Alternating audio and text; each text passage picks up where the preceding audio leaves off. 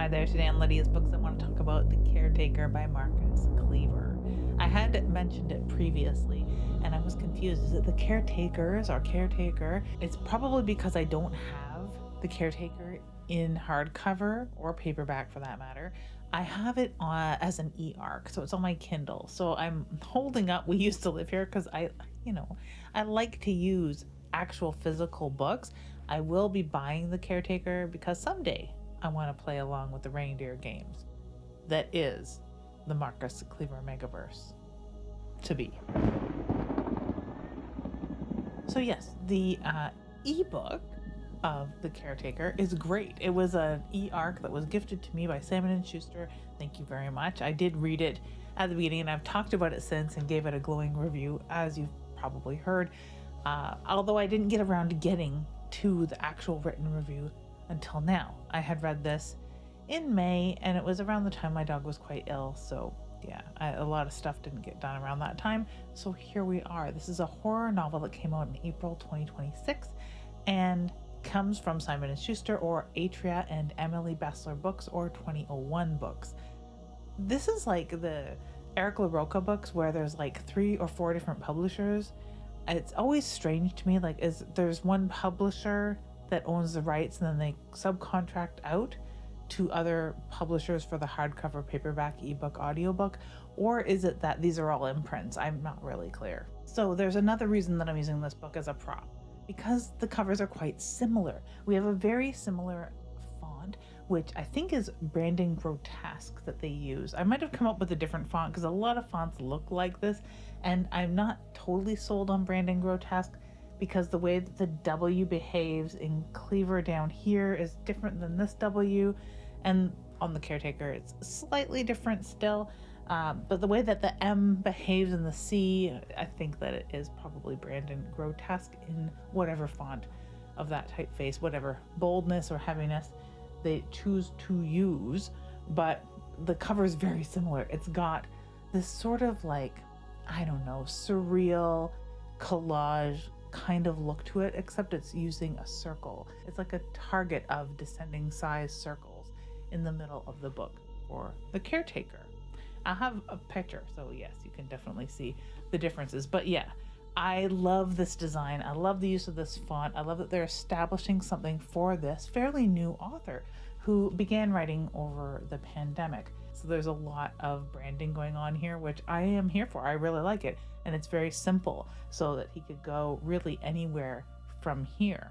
So far, I really like that we're staying in that same sort of look. Now, why did I choose to read The Caretaker? The summary for The Caretaker certainly grabbed me. Marcus Kliewer's work is sort of this blend of old-fashioned horror, ghost stories, and super modern with paranormal twists. And that's something that I really, really like. Of course, with the really striking covers and the fact that the author is Canadian, I have a hard time turning this sort of reading down. The book was provided, like I said, by Simon & Schuster, and like I was slow to getting to the review, I had read it when it was freshly released, and I was very excited to see all of the hype surrounding this book. Now, what might be disappointing to some people is that this is not a continuation of We Used to Live Here. It features a house, sure, that is surrounded by mystery and is super scary and very creepy, sure. Has a lot of similar notes. It's very similar tone and mood, but it's not the same house. It's not the same family. Now, I'm sure that you could pull some threads and connect the two, and the playing of games and novels is a pastime that a lot of the fans of Marcus Kliewer's work, and perhaps Marcus Kliewer himself, however, I don't think the universe is quite that established yet. That said, I'm pretty excited for down the road, 10 years on, let's say, when we have 5 more books by this author and we can play the Old House Megaverse game. This is the story of Macy Mullins, a young adult who is shoved into adulthood at a very young age, and I like to connect to characters like that. Even though I had the charmed life of being able to grow up without too much responsibility being thrust on me at a very young age, it's always interesting for me to read about characters like this. I think that was one of my biggest fears as a kid, is turning out like a V.C. Andrews character who all of a sudden has to be the wee mom or something like that. Anyway, so she's gone after a caretaking position, something that always intrigued me as well. I've cleaned houses and cottages and huge hotels before, but I've never done the caretaking thing, which is a lot like babysitting, a mysterious mix of babysitting and housekeeping, where you don't actually do either of those jobs. You kind of just sit in the house and walk around and make sure no one breaks in. I'm not really clear. Make sure the sump pump doesn't go off or something. I'm not really sure. It's always been weird to me. So getting a look into that world fascinated me. And the way that the author, Marcus Kliewer, describes a house in We Used to Live Here made me think this is a perfect opportunity to have him do that and exercise this skill of his, which I enjoyed from the previous book, knowing that it would probably be as creepy because it is a horror novel after all. So I enjoyed that very much. We spend a lot of time in the house, getting to know the house and the architecture of the house. It's something that Chuck Palahniuk does really well. Maybe not so much with like architecture and stuff, but he brings you into a world you've never experienced really readily. Like all of a sudden piloting an airplane, or someone who attends self-help groups after hours, or someone who works at a historical recreation park. Many of us live in houses but don't really look around or get to know the house like a homestead or like a caretaker would. So this forces us into that position, into a creepy house too, that we've never been in before. And I enjoyed that part of the way he writes horror. From the back of the book, if I had the back of the book, exciting opportunity, caretaker urgently needed, 3 days of work, competitive pay, serious applicants only. Macy Mullins can't say why the job posting grabbed her attention. It had the pull of a fisherman's lure, barbed hook and all. Vaguely ominous. But after an endless string of failed job interviews, she's not exactly in the position to be picky. She has rent to pay, groceries to buy, and a younger sister to provide for. Besides, it's only 3 days' work. 3 days cooped up in a stranger's house surrounded by Oregon coast wilderness. What starts as a peculiar side gig soon turns into a waking nightmare. An incomprehensible evil may dwell on this property. And Macy Mullins might be the only thing standing between it and the rest of humanity. Follow the rights, follow the rights, follow the rights. And that's followed by a little bit of Morse code, which is the number 258. And on page 258 of hardcover copies, probably maybe not on shelves right now, but if you want to go raid your local Indigo, you could probably find one, or Chapters bookstore.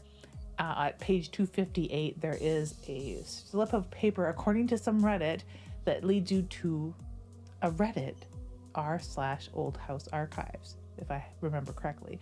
On page 258 of We Used to Live Here, there is a time as well, and times, numbers, numerology, if not Morse code, figures heavily into both books in the imaginations of the readers, or the actual truth of the readers, because people are finding little links and tricks and games. So hey, maybe there is something to it all. I have not followed the breadcrumbs, so to speak, because I don't have that kind of time, but someday maybe I will. And like I said, I'd love to see 5 to 10 books under this author's belt so that we can expand upon this. So as far as the tone, the tempo, the speed, it is a quiet book. The next A24 film, if you know, like Oz Perkins films, has a very low light feel, if I can explain that right, with weird angles and a crushing sort of silence. It comes across really well on the page, being sort of the other person in that atmosphere too, because she's a younger person, right? All of a sudden in an older person's space. And that atmosphere of the Oregon coast and the wilderness and a stately, however cozy home is definitely her. She is the duck out of water. Being in someone else's home, as weird as it is, like when I was babysitting, I would often like write or read into the wee hours because I didn't like the idea of sleeping while the kids were sleeping. And I wanted the parents to come home with me being awake. I wanted to be awake for that, for whatever reason. I think it would be the same if I were watching a house. I would have a hard time because no one's coming home, but I'd want to be alert, right? And awake. So it has this weird point of view where you are sitting in a stranger's home and looking around and drinking it in and getting to know them by their absence. And it works well on the page. Macy doesn't technically snoop, but she ends up looking around the house as the mystery unfurls, because the rules for caretaking this house are strange indeed. When the description says follow the rights, follow the rights, follow the rights, the rights are instructions left by the homeowner, Grace, whose husband, David, left these rights for them to follow, for Grace to follow. But Grace needs a little break and she needs to leave the house for a bit, hence the need for a caretaker. So, the deceased David, we meet him briefly in the first chapter. The opening chapter is meeting David, and he is in the midst of following the rights and, finding a stranger on the property. There's rules for how you deal with finding a stranger on the property, and they're not what you think. They're very surreal, very different. Some rights have to do with if a light turns on by itself, and then what do you do next? If you see a rabbit on the grounds or in the house, what do you do? Just strange and subtle little tiny rules that force you as the caretaker to pay extra special attention to your environment, where a typical house caretaker may not. I mean, I see rabbits in my backyard all the time. Macy's sister Gemma also appears in the book, in real life in the book. Like, we see the character, the character talks and interacts, but most of the interactions are on the phone, whether it's a phone call or a text message. And I find that unlike most books, it doesn't break the spell. It's handled very well. And I don't know if it's just that it's a typeface choice. They remain in the same font typeface as the book, except a little bit of bold or all caps, and they offset the text like a script with the person's name, but they don't create an image or anything of the text. So I think it helps keep you in the story. It's also far more accessible, if you ask me. And they treat Gemma as a more present character that way. Grace is the owner of the house, and she's only there a little bit. She kind of bookends the story in a way where she's sort of there a few times, and then she's sort of interjected into the story here and there. It's kind of like a non-entity. And I think that mostly, as far as caretaking of this house went, she was a non-entity for several years because David took care of everything. If there's any slump in this to me, I think it's that I expected more scares throughout this, and it is highly creepy. I enjoyed the tension. It is a book of terror. However, I felt that many times we had the carpet pulled out from under us where it could have gotten very scary, and that very scary thing failed to happen. Granted, much like Old Country by Matt Query and Harrison Query, that I enjoyed very much, the nature of this haunting is not overly horrific. It is to terrorize you. If you were in the shoes of Macy Mullins, you would be, I wouldn't last as long as she did in this house. It's to make you feel ill at ease. It's to make you feel surreal, like you're in a surreal place, like a cone of surreality has taken over this house and its environs, and it is to invade your reality. I expected the horror to really escalate as Macy progressed and failed one or two little tiny details of the rites. So yeah, I felt like it could have got scarier. The shining star of this book, though, for me, is David. We only meet him in the first chapter, but he gets into the book in this interstitial fashion because of the VCR tapes that he has left for Macy. Not really for Macy, he doesn't know Macy, but for the caretaker, who would be his wife, Grace. But I'm sure he knows as well as anyone else who's ever had this duty to this house that someone's going to need a break from time to time. Maybe Grace is going to pass away, and they'll need to pass these rights on along with the house to someone else.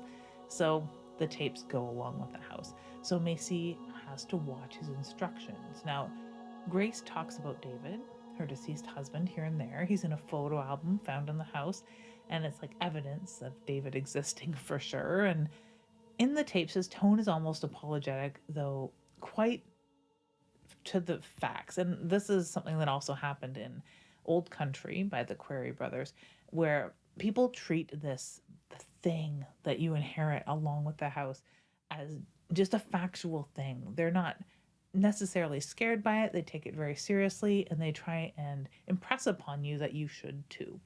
So they describe how Macy's supposed to take care of this house. And I'm kind of just enchanted by the VCR tapes, of course. Being a child of the 80s, I think that's how I would like my burden placed upon me, is with VCR tapes from beyond the grave. I'm very enchanted by them, and I would just love to have the story of Grace and David moving into this house, and maybe they had to figure this out all by themselves. Now, the story takes place over 3 days, and much like 12 Nights at Rotherhouse, where you have this sort of ticking time bomb, like once she makes it to 3 days, she's home free, right? She'll have all the money. But as much as I like a ticking time bomb story, it's the setting here that I enjoy the most. It's this nice mid-century modern, kind of nice, cozy, wood-toned home with orangish tungsten lighting, I'm assuming, and it's nestled into the forest of this Oregon coast. And I think it sounds lovely. I've never been to the West Coast, but I've watched a lot of Danger Bay and Littlest Hobo as a young Canadian, so I feel like I know that area. I've seen a lot of the West Coast all the same. We always talk about Washington sort of being that neighbor to Vancouver and a very similar in temperament to British Columbia and our country, or yours if you're American watching this. Oregon seems to be a little overlooked. Like, people talk about Portland like it's the only thing that exists over there. But there's this vast, exquisite coastline that stretches forever and is peppered with many small communities nestled into the forests, just like this one. It's a cliffside forest, so you have that kind of imminent danger of the cliffside being so close. And all that forest that surrounds this house, and the creatures and the darkness, the solitude and the isolation is there. So it plays a lot with this sort of like left alone and surreal sort of quality, with the wacky rules of taking care of this house too. It just like adds to that level of surreality, a beautiful surreality. So it's a modern story and it takes place in a modern home. It's not a creaky Victorian by any means, but I do like transplanting those old ghosts and horrors and hauntings, the things that people feel when they're being haunted by horrors, and those settings into this new setting. And it translates in a really good way with a modern character and a modern style. Macy as the main character works really well for me. Because it's sort of like my younger self being projected onto her, like you must when you're a little older than the main character. And I would have taken this job at a certain point in my life for sure. I think that's something that speaks to many people right now who have come post-COVID, maybe been between jobs or job hunting, and the landscape of employment has changed quite a lot, and maybe you're living below the means that you used to. I mean, this is a girl that's like the definition of one paycheck away from homelessness, right? She lives in a motel with her sister, and they're getting evicted all the time, it seems. Her sister is a bit of a shoplifter and in between jobs, if she even still has a job, because can you trust her, right? Like, those sorts of things are going on in the background of this book. So I think that the job landscape for her is shaky, and her living situation is shaky. Her Maslow's hierarchy is kind of crumbling. And I think that with writing her in a little more literary sense, it would have made her choices and character and culture seem trivial. Where writing it in sort of like a more casual, modern style brings her needs and her frailty to the forefront. And some say in various reviews and interviews I've seen that this is a story about grief ultimately. And it's sort of worn on its sleeve from the very beginning of the book. Maybe into the third of the book you start to get that's what the theme is here. And I think that there are some things that, even in the first chapter with David, hint at grief being the motif here. Many of us have grappled with some kind of grief, whether it be from losing a family pet or the loss of a parent, which may be the worst grief ever, or any amount of grief with a small amount or large amount of guilt attached to it is just like a horrendous feeling, right? So it is probably the worst days of many people's life. So seeing somebody grapple with that along with a haunting is always somewhere you can relate to that, right? I like the pace and how it changes with Macy and her sister corresponding on text messages and phone calls and such, where she's a little more casual, a little more hip, a little more cold, a little more steeled, because she has to be. She has to come across as way more strong than she is, but we get to see her vulnerabilities play out, and I like that. And the writing style, again, not super literary, just sort of a typical modern fiction style. It would be a good fit for people who are transitioning from young adult to adult horror fiction, and I think it would be an excellent transition, really, because there's not that many horrifying adult things. Like, we do talk plainly about suicide and grief and death and maybe drug use, alcohol use, stealing, shoplifting. Those sorts of themes are taken as adult things in this story. They're not a petty fear-mongering that you would get out of like a young adult kind of morality tale. It's just like reality. I think this would be an excellent book still for that sort of transition from YA to horror proper. It's also a perfect light read for those who are addicted to very serious, hardcore, or literary fiction, right? I think I recommend The Caretaker to anyone that read We Used to Live Here, because I mean, it fits like a glove. It's a perfect companion if you liked what Marcus Kliewer is doing on the page. I liked his previous work, of course, and I am looking forward to his upcoming work, Please Remain Seated, which is a collection of 3 short stories.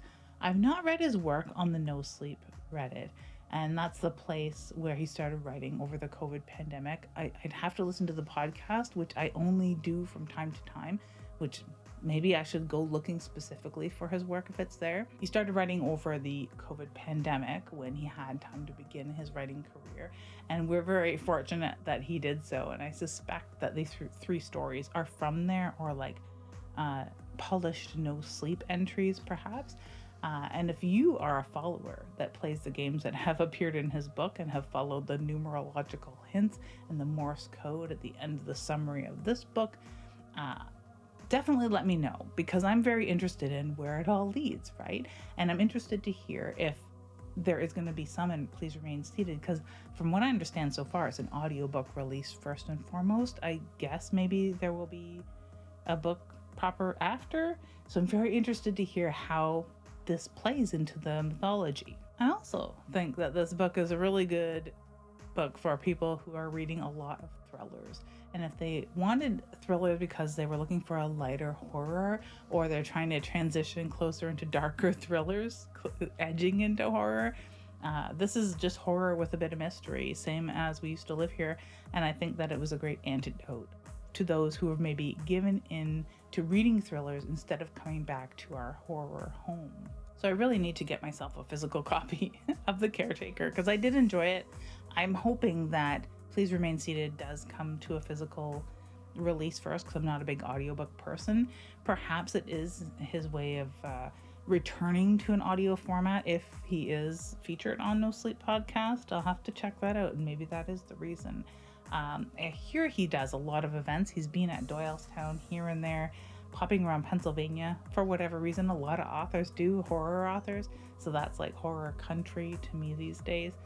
I wish that I could go and see him speak here and there.